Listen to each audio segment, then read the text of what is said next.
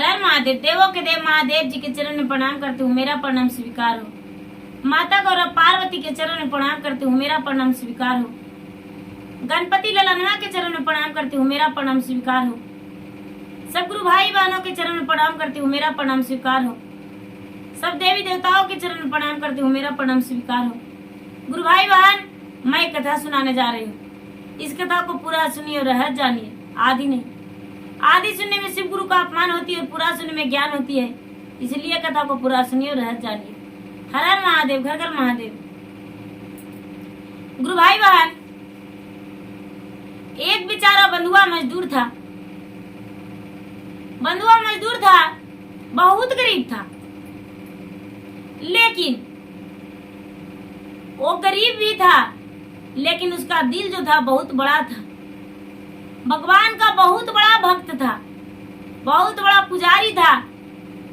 भगवान भोलेनाथ का बिना पूजा किए हुए वो अन्न नहीं ग्रहण करता था। प्रतिदिन भोजन करके ही पूजा करके ही भोजन करता था। बिना पूजा किए वो भोजन नहीं करता था। लेकिन बंधुआ मजदूर किस चीज का मजदूरी करता था? उसके पास एक रिक्शा था और रिक्शा को लेकर चलाने जाता था। प्रतिदिन रिक्शा चलाता था, 2 पैसा होता था, उसी से अपना गुजर बसर करता था। उसे लगता था कितना हम दिन भर में कमाते हैं, लेकिन मुझे खाने का नहीं होता। उसकी पत्नी कहती थी, महाराज पतिदेव जी, आप जल्दी से घर आ जाते हैं, थोड़ा देर तक चलाइएगा रिक्शा तो हमें खाने पीने का दिक्कत नहीं होगा। आप ऐसा कीजिए कि ज्यादा समय तक ड्यूटी कीजिए। पति वैसा ही करने लगे। गुरु भाई बहना, बेचारा प्रतिदिन जाता था, 2 पैसा कमा के लाता था, परवरिश करता था। एक दिन पूरा दिन बीत गया, पूरा दिन बीत गया। घर में दूसरा दिन शिव चर्चा रखा था। अपने पत्नी से बोला था, अरे सुनो, कल शिव चर्चा करवाना है। आज ज्यादा सवेरे जा रहे हैं और ज्यादा लेट के आएंगे, चिंता मत करना, सारा सामग्री लेकर आएंगे, शिव चर्चा करवाएंगे। पूरा दिन बीत गया, एक भी कस्टमर इसको नहीं मिला। बेचारा रिक्शा चलाने वाला जो था, रोड के किनारे चुपचाप बैठा हुआ था, सोच लगा हुआ था, कल मेरे घर पूजा है, शिव चर्चा है, बहुत सारे माताएं बहनें आएंगे, गुरु भैया आएंगे, मेरे घर बैठेंगे, अच्छा नहीं लगेगा, क्या करूं? शाम हो गया। अब भोलेनाथ सोचते हैं इस बालक का तो प्राण टूट जाएगा, एक तो इसको खाने के लिए भूखा रह जाएगा और शिव चर्चा का प्रण लिया है, वचन दिया है, यदि नहीं इसे सामग्री मिलेगा तो बहुत रोएगा, मेरा पूजा कौन करेगा, मेरा याद कौन करेगा। रिक्शा चलाने वाला जो था, सड़क के किनारे, रोड के किनारे बैठा हुआ था। भोलेनाथ एकदम वृद्ध व्यक्ति के रूप में आए, बिल्कुल वृद्ध थे। इनका चलने का जो एक डेग भी साहस नहीं था, इतना वृद्ध। मांस ढुला हुआ था, दाढ़ी मूछे पका हुआ था, लंबी लंबी बाल था। भोलेनाथ इसको रिक्शा लोग कर कहते हैं, बेटा जरा मुझ बूढ़े को मदद कर दे बेटा। रिक्शा चलाने वाला बोला, बाबा आपको कहाँ जाना है? बाबा भोलेनाथ कहते हैं, बेटा थोड़ी ही दूर मेरा घर है, मुझे उतार देना, लेकिन क्या करूं, मेरे पास एक भी पैसा नहीं है। इन्होंने बोला, ऐसे भी मुझे आज दिन भर बोहनी नहीं हुआ, हो सकता है आपके जरिए मेरा बोहनी हो जाए, बैठ जाइए मेरे रिक्शा में। भोलेनाथ ने उस इंसान को रिक्शा में बैठ गए। जब उतरने लगे तो अपना झोली छोड़ दिए, पैसों से भरा झोली, सोने चांदी गहने से भरा झोली छोड़ दिए और अपने जाने लगे। ये रिक्शा चलाने वाला बोलता है, हे बाबा आप क्या नरगल करके जा रहे हैं, इतना अनर्थ तो मत कीजिए। बाबा कहने लगे, क्या हुआ? बोला, हे बाबा, आप जो कर रहे हैं, मेरे रिक्शे पे आप अपना गहने छोड़ दिए, पैसे छोड़ दिए, इसे लेकर जाइए, इसके लिए आपको किसी का आसरा होगा। भोलेनाथ कहते हैं भक्त लोग का आसरा होगा, हाँ उसका इच्छा भी पूरा हो जाएगा। भोलेनाथ ने जब जाने लगे, ये बेचारा रिक्शा चलाने वाला जाने लगा, तो भोलेनाथ उसे कहते हैं, लो ये झोला रख दो, इसमें भोजन है, कर लेना भोजन।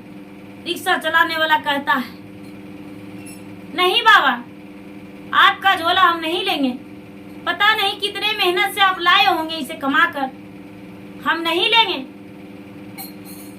झोला। ये लड़का नहीं लेने लगा, रिक्शा चलाने वाला जबरदस्ती बाबा झोला दे दिए। देख रहे हैं कि उसमें भोजन रखा हुआ है, घर लेकर आया, अपने पत्नी को दिया, लो एक बूढ़ा आदमी दिए हैं भोजन।